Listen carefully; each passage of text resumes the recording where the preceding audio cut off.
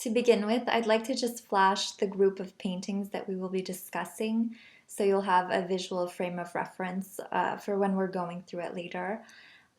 Each painting will be accompanied by information, just the artist, the English title, and its date, just for about half the time so you can view the work unencumbered.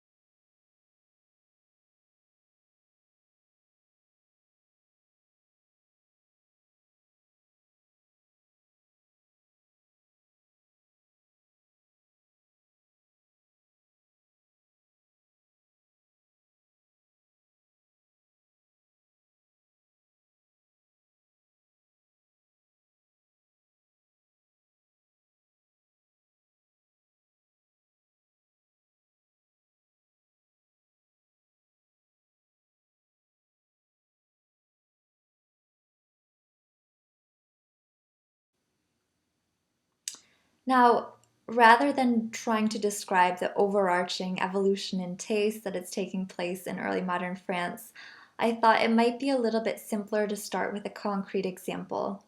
So we're going to turn to Diderot's Salon of 1767, which is one of the finest pieces of art criticism ever written. Why is it called a salon? It's obviously not the hair salon, nor is it the blue bedroom of Madame de Rambouillet. In fact, Diderot's works of art criticism were entitled salons very simply because they reviewed the work chosen that year for display at the Paris Salon. The Paris Salon was the greatest art exhibition in the Western world from the mid-18th century to the end of the 19th century.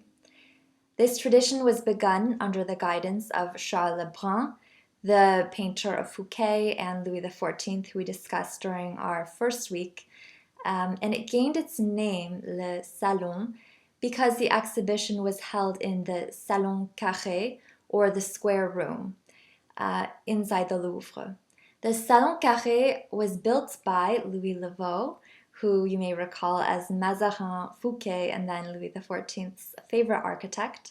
And actually you can still visit the Salon Carré today. It's in the Denon wing of the Louvre, and it's room 708. Now, let's look at the painting that Diderot was criticizing in his 1767 Salon. Today, if you were to step inside the criminal courtroom of Rouen magnificent Gothic Palais de Justice, or courthouse, you would see a 12 by 15-foot painting by the renowned Parisian artist Jean-Jacques Durameau, entitled The Triumph of Justice. The allegorical painting is ostensibly well suited for a court of law. We have Themis, or Lady Justice, clothed in flowing garments of soft blue and gold, as she flies through a swirling Rococo sky upon a chariot drawn by unicorns, which were symbols of purity, surrounded by lambs and cherubs. Her glorious caravan blithely crushes a dark world of monstrous evil below. Face set in unmoving determination, she crowns a supplicating, white-clad innocence with her left hand, as she holds aloft the scales of justice with her right. Prudence, strength, and other figures of virtue make up her hallowed cortege, while clawing personifications of cruelty and envy try to halt their progress. Themis tramples the evil figures with an air of serenity bordering on sedation. Of course, she need not demonstrate any preoccupation or engagement with the violent circumstances surrounding her. Her presence alone suffices to maintain the balance of justice, precisely because she is the symbol of divine order.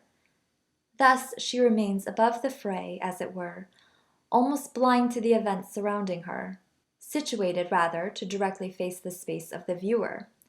The message was clear, if also a bit trite. Justice was utterly invulnerable to attack or dissuasion. As mentioned, Durameau's painting was exhibited at the 1767 Salon, or official art exhibition of the Académie Royale de Peinture et de Sculpture, or the Royal Academy of Painting and Sculpture, that took place at the Louvre. The work, which recalled that of other contemporary Rococo artists such as François Boucher and Charles-Joseph Natoire, garnered rave reviews in the press, and Durameau would receive a royal commission for the ceiling painting of the Royal Opera of Versailles the following year.